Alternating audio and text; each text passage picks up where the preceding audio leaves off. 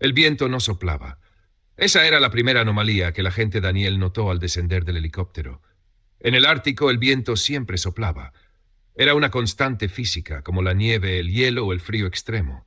Pero allí, en el perímetro de hierro oxidado que marcaba la entrada del búnker de escucha número 7, el aire estaba petrificado, inmóvil, como si la atmósfera misma contuviera la respiración para no hacer ruido. 30 años habían pasado desde que la guarnición soviética de la base había enloquecido y muerto en el transcurso de una sola noche.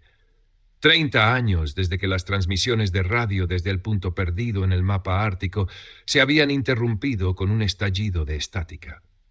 El gobierno lo había sellado todo bajo toneladas de hormigón y borrado los registros de su existencia. Pero las viejas heridas de la Guerra Fría se habían abierto. Inteligencia militar había descubierto que los archivos del búnker seguían intactos en el subsuelo. Las cintas magnetofónicas originales, las que registraron la señal que destruyó la mente de 32 soldados, seguían en la cabina de audio, esperando. Daniel caminó hacia la escotilla, con el rifle de asalto pegado al pecho. No había venido a rescatar a nadie ni a investigar un misterio histórico. Su misión era quirúrgica: recuperar los carretes de cinta antes de que un equipo de mercenarios extranjeros contratados por una corporación rival y que ya avanzaban desde el cuadrante este se apoderaran del material. Era un trabajo sucio, un asunto de seguridad nacional que jamás figuraría en los libros de historia. La compuerta del búnker estaba abierta de par en par. Las pesadas bisagras de acero pesado, diseñadas para resistir un impacto nuclear, no mostraban marcas de explosivos ni palancas. Habían cedido desde el interior, como si la propia estructura hubiera decidido abrir la boca tras 3 décadas de aislamiento. Daniel encendió la linterna acoplada a su casco y comenzó el descenso por la escalera de caracol de hierro.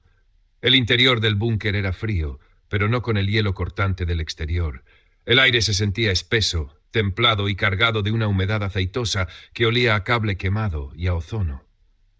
Las luces fluorescentes colgaban rotas de los techos como huesos de vidrio, pero en las paredes de hormigón desnudo se apreciaban inscripciones desesperadas.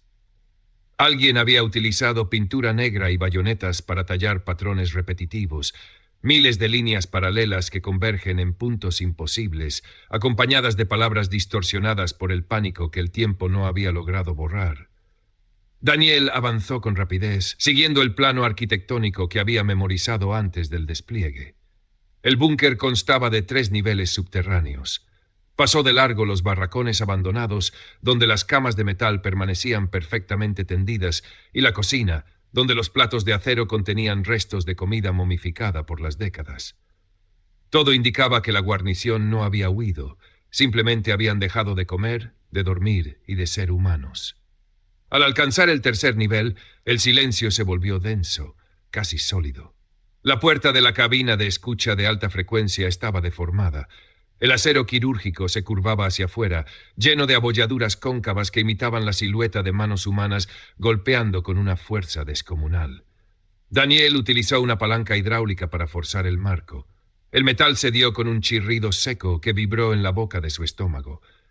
El interior de la cabina estaba impecable, extrañamente libre del polvo que cubría el resto de la instalación. En el centro, sobre una consola analógica, descansaba una grabadora de carrete abierto de grado militar. A su lado, una caja de aluminio hermética lucía una cinta aislante roja con una advertencia en cirílico: señal de origen no terrestre, prohibida la reproducción correcta. Daniel abrió la caja y verificó el contenido. Los carretes de cinta magnetofónica magnética estaban allí, intactos. «Objetivo asegurado», dijo Daniel, presionando el conmutador de la radio de su casco, «iniciando ruta de evacuación hacia el punto de extracción». No hubo respuesta, ni estática, ni el siseo característico del canal abierto. Su radio de onda corta, conectada directamente con el piloto del helicóptero a menos de 200 metros de la superficie, estaba completamente muerta. El indicador digital de batería parpadeaba, pero la pantalla estaba en blanco. Daniel se giró para salir, pero el sonido de un mecanismo físico lo obligó a congelarse. Detrás de él, los carretes de la grabadora comenzaron a girar. El aparato no estaba conectado a ninguna fuente de alimentación visible. Los cables de corriente colgaban cortados sobre el suelo, pero la maquinaria se movía con una suavidad cronométrica. Del altavoz central de la consola comenzó a brotar la señal. No era música, ni código Morse, ni el lenguaje articulado de ninguna especie conocida. Era un zumbido grave, una oscilación de baja frecuencia que raspaba los tímpanos y hacía vibrar los huesos del cráneo. El sonido poseía un ritmo biológico, similar al latido de un corazón colosal que bombeara fluidos pesados a través de conductos de piedra. Llevado por la necesidad imperiosa de verificar la autenticidad del material antes de enfrentarse a los mercenarios en el exterior, Daniel conectó sus auriculares tácticos a la salida de la consola.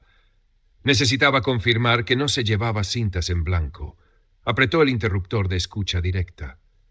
En el instante en que la señal entró en sus oídos, la realidad física del búnker sufrió una torsión geométrica. El pasillo que se extendía al otro lado de la puerta de la cabina se alargó de forma imposible, perdiendo su perspectiva lineal. Las paredes de hormigón parecieron doblarse hacia adentro en ángulos agudos que desafiaban la arquitectura euclidiana, creando pasadizos donde el techo y el suelo se interconectaban. Daniel experimentó una náusea profunda, una desorientación temporal donde los segundos se dilataban y se contraían de manera errática. Vio sus propias manos sosteniendo la caja de aluminio, pero las vio desde 3 ángulos distintos al mismo tiempo. A través de la frecuencia, Daniel comprendió la naturaleza de la transmisión. No era una emisión de radio enviada por una potencia extranjera ni el mensaje de una civilización estelar. Era el sonido del tejido de la realidad desgarrándose. La señal operaba como una cuña matemática, una vibración de alta energía geométrica que erosionaba las leyes de la física tridimensional, permitiendo que las estructuras del búnker comenzaran a colapsar sobre sí mismas, abriendo canales hacia un espacio exterior donde el tiempo no fluía. Con un esfuerzo de voluntad sobrehumano, Daniel se arrancó los auriculares. La distorsión visual disminuyó, pero el pasillo exterior permaneció alterado. El búnker se había convertido en un laberinto cambiante. Agarró la caja de aluminio con fuerza y corrió. Su linterna cortaba la penumbra, revelando que las esquinas de los pasillos ya no se cruzaban a 90 grados. El hormigón se estiraba como tejido orgánico cicatrizado. Al llegar al segundo nivel, escuchó pasos que descendían desde la superficie. Pasos pesados, rítmicos, desprovistos de toda prisa. Los mercenarios habían llegado. Daniel se ocultó tras una columna de soporte y apuntó su rifle hacia el acceso de la escalera. 4 hombres armados con equipamiento táctico de última generación entraron en el sector, pero no se movían como soldados profesionales. Sus cuerpos avanzaban con una rigidez espasmódica, como marionetas cuyos hilos fueran traccionados por una fuerza situada por encima de sus cabezas. No utilizaban linternas. Sus cabezas estaban echadas hacia atrás, con los rostros apuntando al techo en un ángulo antinatural. Sus ojos carecían de pupilas. Las órbitas estaban completamente en blanco, emitiendo un sutil fulgor fosforescente que parpadeaba al ritmo de la señal que resonaba desde las profundidades del búnker. El espacio alrededor de los mercenarios se distorsionaba a cada paso que daban. Las sombras que proyectaban en las paredes no se correspondían con sus siluetas humanas, sino que se ramificaban en apéndices angulares que se extendían hacia las esquinas de las habitaciones, arrastrando la oscuridad consigo. Ya no eran hombres, eran extensiones biológicas de la geometría que la señal estaba introduciendo en el mundo. Uno de los mercenarios giró el cuello con un crujido seco, apuntando su rostro vacío directamente hacia la columna donde Daniel se ocultaba. El hombre abrió la boca, pero no emitió ninguna orden militar. De su garganta brotó la misma frecuencia grave, el mismo zumbido rítmico de la grabadora, amplificado por sus cuerdas vocales. Daniel abrió fuego. Los proyectiles impactaron en el torso del mercenario, desgarrando el chaleco táctico y la carne. El hombre no cayó ni sangró. Las heridas permanecieron secas, revelando que el interior de su cuerpo estaba revestido por una sustancia cristalina y oscura que vibraba bajo la piel. Los otros 3 hombres avanzaron al unísono, levantando sus armas automáticas con movimientos sincrónicos y mecánicos. Daniel retrocedió por el pasillo alterado, disparando ráfagas cortas para frenar el avance de las marionetas geométricas. El búnker cooperaba con los perseguidores. Los pasillos se acortaban ante ellos y se extendían ante Daniel, dificultando su huida hacia la superficie. Utilizando su conocimiento del mapa original, Daniel flanqueó el sector a través de un conducto de ventilación colapsado, esquivando a los mercenarios que continuaban marchando en círculos concéntricos por las salas del segundo nivel, repitiendo la frecuencia a coro. Corrió ladera arriba por la escalera de caracol, sintiendo que la gravedad se alteraba a cada peldaño, empujándolo hacia las paredes. Al alcanzar el primer nivel, divisó la escotilla de salida. Con los pulmones ardiendo y la percepción visual fragmentada en mosaicos, Daniel cruzó el umbral de acero, salió a la superficie helada y activó el mecanismo de cierre hidráulico de la base. La pesada compuerta de emergencia cayó con un golpe tectónico, sellando el búnker y aislando a los mercenarios y a la grabadora bajo capas de hormigón y blindaje. El silencio regresó al Ártico. Daniel cayó de rodillas sobre la nieve, soltando el rifle. El helicóptero permanecía a 50 metros, con las aspas girando lentamente, listo para el despegue. El peligro inmediato había terminado. Las cintas estaban seguras dentro de la caja de aluminio. El búnker estaba sellado. Fue entonces cuando Daniel se dio cuenta de la última y más terrible verdad. El zumbido no había cesado. Se tapó los oídos con ambas manos, presionando hasta sentir dolor, pero la señal continuaba sonando con una claridad absoluta, rítmica, vibrante. No provenía del búnker subterráneo, ni del altavoz de la consola, ni de los auriculares tácticos que había abandonado en el subsuelo. La frecuencia estaba latiendo dentro de su propio cerebro, grabada a fuego en su sistema nervioso durante los segundos en que se expuso a la escucha directa. Daniel miró sus manos. La nieve que caía alrededor de sus dedos no tocaba la piel. Se desviaba milímetros antes de hacer contacto, respondiendo a una vibración imperceptible que emanaba de sus poros. Al levantar la vista hacia el helicóptero, vio que el paisaje ártico comenzaba a perder su tridimensionalidad. Los bordes de las montañas de hielo se afilaban en líneas vectoriales que se curvaban hacia su posición.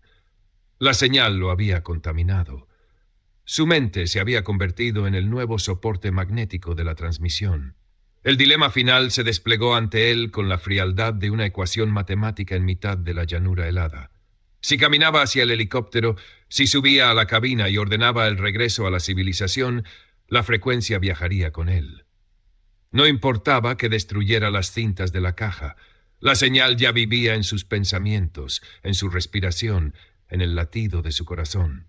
En el instante interactuara con otros seres humanos, en el momento en que sus palabras fueran escuchadas o su presencia alterara el entorno de una ciudad, la señal comenzaría a propagarse como un virus metafísico. La geometría imposible del búnker se extendería a través de él, desgarrando el tejido de la realidad a escala global, convirtiéndolo en el paciente cero del fin del mundo. Daniel miró el helicóptero. El piloto le hacía señas desde la cabina para que se apresurara, ajeno al horror que se aproximaba. Luego, Daniel miró hacia la escotilla sellada del búnker.